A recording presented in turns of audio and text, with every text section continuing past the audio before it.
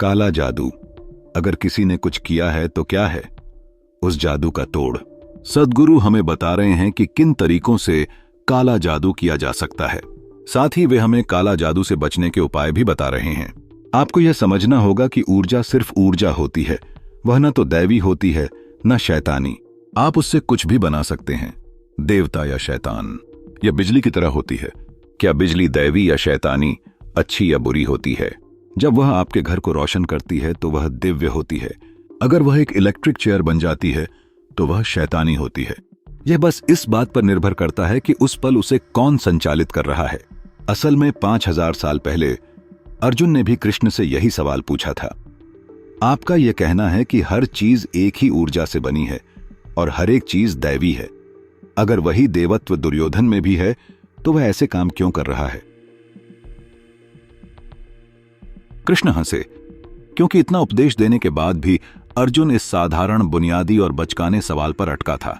कृष्ण ने जवाब दिया, ईश्वर निर्गुण है, दिव्यता निर्गुण है, उसका अपना कोई गुण नहीं है। तो इसका अर्थ है कि वह बस विशुद्ध ऊर्जा है। आप उससे कुछ भी बना सकते हैं। जो बाघ आपको खाने आता है उसमें भी वही ऊर्जा है, और कोई देवता जो आकर आपको बचा सकता है उसमें भी वही ऊर्जा है। बस वे अलग अलग तरीकों से काम कर रहे हैं। जब आप अपनी कार चलाते हैं तो क्या वह अच्छी या बुरी होती है? वह आपका जीवन बना सकती है या किसी भी पल आपका जीवन समाप्त कर सकती है ना? उसी की रसूती संबेमस्तास क्या थी? तो क्या लोग काला जादू कर सकते हैं? बिल्कुल कर सकते हैं। अगर ऊर्जा का सकारात्मक इस्तेमाल है तो नकारात्मक इस्तेमाल भी है। एक वेद, अथर्ववेद, सिर्फ सकारात्मक और नकारात्मक चीजों के लिए ऊर्जाओं के इस्तेमाल को ही समर्पित है। मगर मैंने यह देखा है कि अक्सर ये चीजें मनोवैज्ञानिक या जहनी होती हैं।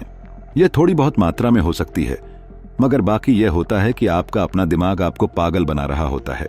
अगर मुझे आपको पागल करना है तो मुझे आप पर कोई असली काला जादू करने की जरूरत नहीं है। कल सुबह जब आप अपने घर से निकलें और मान लीजिए वहां एक खोपड़ी और थोड़ा खून पड़ा हो, तो उसे देखने के बाद ही आप बीमार हो जाएंगे। आपका कारोबार ठप होने लगेगा, सब कुछ नकारात्मक होने लगेगा, क्योंकि एक तरह का भय आपको जकड़ लेता है। कोई काला जादू नहीं किया गया, बस कुछ संकेतात्मक चीजों की जरूरत है जिनसे आपको लगेगा कि यह किसी किस्म का काला जादू है और यह आपका दिमाग खराब कर देगा। इसलिए ज्यादातर बार यह सिर्फ मनोवैज्ञानिक होता है। चाहे आप पर काला जादू ही किया गया हो, मगर केवल 10% असली चीज होगी, बाकी आप खुद ही अपने आप को नुकसान पहुंचा रहे हैं। इसीलिए यह प्रतीकों के साथ आता है। ऐसा काला जादू करने वाले यह जानते हैं कि आप खुद पर ही मनोवैज्ञानिक ढंग से असर डाल सकते हैं। मगर हां, ऐसा विज्ञान जरूर है जहां कोई अपनी ऊर्जा का नकारात्मक इस्तेमाल करके किसी और को नुकसान पहुंचा सकता है। इसका बचाव क्या है? एक बात यह कि अगर आप आध्यात्मिक साधना के पथ पर हैं तो आपको इन सब चीजों के बारे में चिंता करने की जरूरत नहीं है। आपको इन चीजों के बारे में सोचने तक की जरूरत नहीं है। एक और तरीका यह है कि आप रुद्राक्ष जैसे कुछ बचाव के साधन पहन सकते हैं जो किसी भी किस्म की नकारात्मकता से सुरक्षा करते हैं। मगर आपको ऐसी चीजों के बारे में चिंता करने की जरूरत नहीं है। बस अपना ध्यान जीवन में बनाए रखें और आगे बढ़ते रहें। अगर आप साधना के मार्ग पर हैं तो आपको बिल्कुल भी चिंता करने की जरूरत नहीं है। यह अपने आप ठीक हो जाएगा। अगर आप इस तरह के नकारात्मक असर में रहे हैं तो आप आकर ध्यानलिंग की छाया में बैठ सकते हैं। ध्यानलिंग के कुछ ऐसे आयाम हैं जो ऐसी चीजों को बेअसर कर देते हैं। अगर आपको यह आशंका है कि काला जादू जैसी कोई चीज आप पर की गई है तो सिर्फ एक दिन यहां बैठें और फिर चले जाएं। वह अपने आप ठीक हो जाएगा।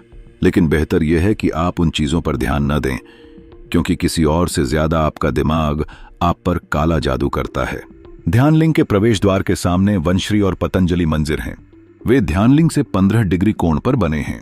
उन्हें इसीलिए उस जगह पर बनाया गया है, वरना वास्तुशिल्प की दृष्टि से मैं उन्हें और करीब बनाना पसंद करता।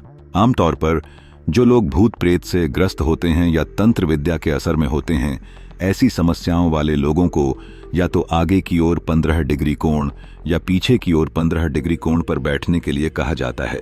यह इस पर निर्भर करता है कि उन्हें किस तरह की समस्या है। उस जगह को खास तौर पर इस तरह बनाया गया है ताकि लोग उसका इस्तेमाल कर सकें, चाहे आपको इसका पता हो या नहीं। मगर काला जादू जैसे ऊर्जा के नकारात्मक इस्तेमाल होते हैं। 15 डिग्री के कोण पर यह द्वार है। चाहे आपको पता चले या नहीं, यहां प्रवेश करने वाला हर इंसान नकारात्मक असर से मुक्त हो जाता है।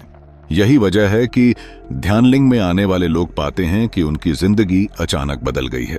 ऐसा इसलिए है क्योंकि उनके जीवन से नकारात्मक असर चला जाता है। जब हम नकारात्मक असर कहते हैं तो इसका मतलब सिर्फ यह नहीं है कि किसी ने आप पर कुछ किया हो। आप कई तरह से यूं ही किसी नकारात्मकता को ग्रहण कर सकते हैं। देखिए, यह जरूरी नहीं है कि कोई किसी फल को जहरीला बनाकर आपको दे भी। उस फल में कोई कुदरती जहर भी हो सकता है जो खाने पर आपके शरीर में प्रवेश कर सकता है। इसीलिए जीवन के नकारात्मक पहलू बहुत तरीकों से आपके अंदर प्रवेश कर सकते हैं। यह जरूरी नहीं है कि कोई कहीं बैठकर आपके खिलाफ साजिश कर रहा हो। इसलिए ध्यानलिंग का प्रवेश द्वार पहला 15 डिग्री कोण इसी मकसद के लिए बनाया गया है। इससे पहले कि लोग किसी और चीज की कामना करें, वे खुद ब खुद इस तरह के असर से मुक्त